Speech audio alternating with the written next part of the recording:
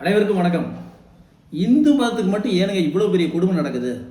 இந்து சமுதாயத்தை சேர்ந்தவங்க உலகம் முழுவதும் எங்கே கொலை பண்ணாலும் கொள்ளையடித்தாலும் இந்துக்களுக்கு பாதிக்கப்பட்டா அவங்களுக்காக குரல் கொடுக்கறதுக்கு ஒரு நாதி கிடையாது. அப்படிப்பட்ட சூழ்நிலை தான் நம்ம இருந்துட்டு இருக்கிறோம். பாகிஸ்தானில் பலுச்சிஸ்தான் மாகாணத்தில் ராகேஷ் குமார்னு சொல்லி ஒருத்தர் கடை வச்சிருக்காரு. அவர் கொஞ்சம் நேர்மையாக உழைக்கக்கூடிய நபர். அந்த பகுதியில் தானாக கடை வச்சு முன்னேறணும்னு நினச்சிருக்காரு. அந்த கடைக்குள்ளே போய் அங்கே இருக்கக்கூடிய முஸ்லீம்க அவங்க என்ன ஓசியில் பொருள் கொடுன்னு சொல்லி கேட்குறாங்க. இவர் ஓசியில் கொடுக்க முடியாது இல்லைங்கிறார். அப்போ என்ன பண்ணுறாருன்னா மறைச்சி துப்பாக்கி எடுத்து அவர் சுட்டு கொண்டாடுறாங்க. இப்போ இது ஒரு சம்பவம்.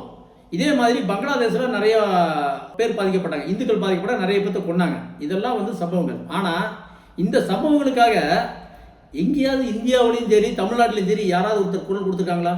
எந்த கட்சிக்காரங்களா? இது இந்த மாதிரி அந்த இடத்துல சிறுபான்மை மக்கள் பாதிக்கப்பட்டாங்க, அங்கே சிறுபான்மையினர் இந்துக்கள் அங்கே பாதிக்கப்பட்டாங்க, சிறுபான்மை பாதிக்கப்பட்டாங்க, ஏன் இப்படி பண்ணுது அந்த அரசு? மத்திய அரசே நீ நடவடிக்கை எடுக்க மாட்டேன்னு சொல்லி மத்திய அரசை கண்டித்து ஏதாவது பண்ணியிருக்காங்களான்னு பார்த்தா கிடையாது. ஆனால் பாலஸ்தீனத்தில் ஏதாவது நடந்தால் உடனே முஸ்லீம் அமைப்புகளோடு சேர்ந்து அந்த விடுதலை சிறுத்தைகள், கம்யூனிஸ்ட்டு, திராவிட கழகம் இவங்கெல்லாம் சேர்ந்து என்ன பண்ணுறாங்க? நேராக போய் பெரிய அளவில் போராட்டம் பண்ணுறாங்க. அந்த தூதரத்துக்கு முன்னாடி போராட்டம் பண்ணுறாங்க. அங்கே முஸ்லீம் பாதிக்கப்பட்டான், இந்த மத்திய அரசு என்ன செய்யுது? உடனடியாக நடவடிக்கை எடுக்காதா? அந்த இஸ்ரேலை கண்டிக்கிறோம், அவங்களை கண்டிக்கிறோம், இவங்களை கண்டிக்கிறேன்னு சொல்லுவாங்க.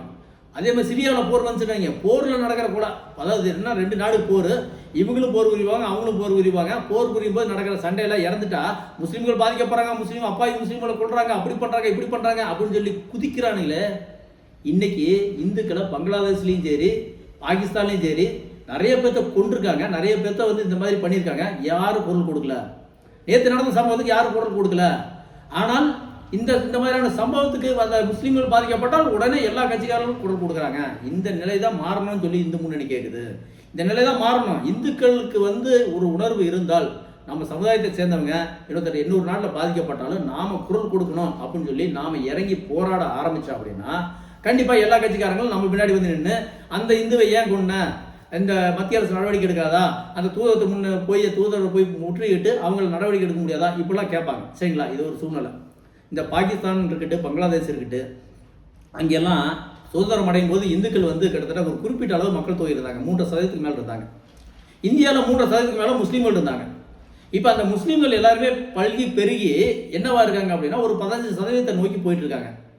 அங்கே இந்துக்கள் மதமாற்றப்பட்டு கொலை செய்யப்பட்டு, இந்த மாதிரியான கொலைகள் செய்யப்பட்டு அங்கே இருக்கக்கூடிய இந்துக்கள் என்ன ஆயிடுச்சு அப்படின்னா 1% வந்துட்டாங்க. 100க்கு ஒருத்தர் இருக்கக்கூடிய சூழ்நிலை வந்துட்டாங்க. இந்த மாதிரியான சூழ்நிலைகள் போயிட்டு இருக்காங்க. பாகிஸ்தானில் இந்துக்களுக்கு ஓட்டுரிமை கிடையாது.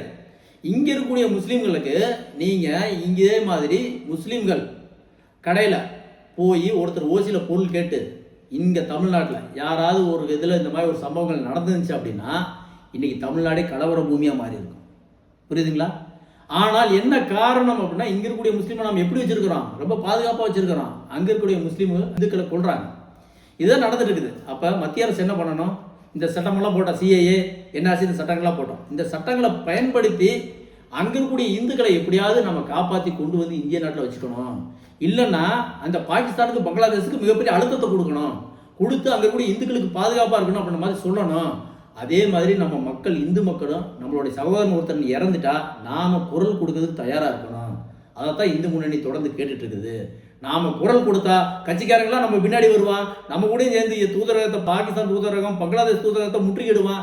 அப்போ இந்த மத்திய அரசு திரும்பி பார்க்கும். அதே மாதிரி அங்கே இருக்கக்கூடிய அரசாங்கம் திரும்பி பார்க்கும். இங்கே இருக்கக்கூடிய இந்துக்கள் ஒற்றுமை, அங்கே இருக்கக்கூடிய இந்துக்களுக்கு பாதுகாப்பாக செயல்படுறாங்கிற எண்ணம் வரும். அப்படி வந்தால் மட்டும்தான் நாம் கூடிய காலங்களில் பாதுகாப்பாக நம்மளுடைய இனத்தை காப்பாற்ற முடியும். நன்றி, வணக்கம்.